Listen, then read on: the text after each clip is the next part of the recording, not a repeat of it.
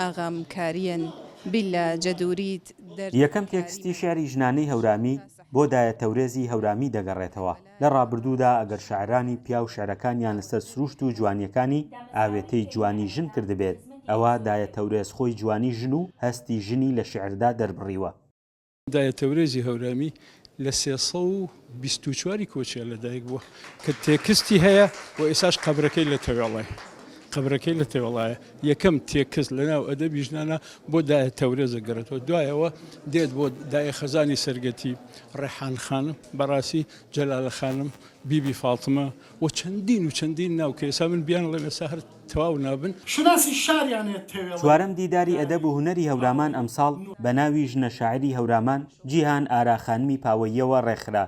لەم دیدارەدا تێکستی شعری لایلایە وەک بەرهەمێکی شعری ژنانە باسوخواستی لەسەرکرا.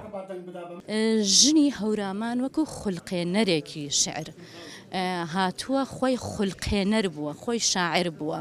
هەروە کە ئەزانین لە دەورەی دووەمی ئەدەبیاتی کلاسیکی هەورامان و کە لە دەورەی یارسانەکانە بووە، ئێمە زۆربەی لە ژنەکانمان خۆیان هەر شاعر بوون، وەکو دایەتەورێزە، وەکو جەلالەی خاتو جەلالە، وەکو مەستورەی ئەردەڵان. دیدەم ئینتیزار ئامەشۆی ڕاتەن خەیاڵ هەر نەفکر ویر سەودات. کاریگەری تێکستە شعریەکانی ژنانی هەورامان لەسەر خوێنەران دیارن. بەشێک لە ژنان دەڵێن هەرچەندە هەورامینین بەڵام لە ڕێگەی خوێنەوەیانەوە فێری شێوەزاری هەورامی بوون.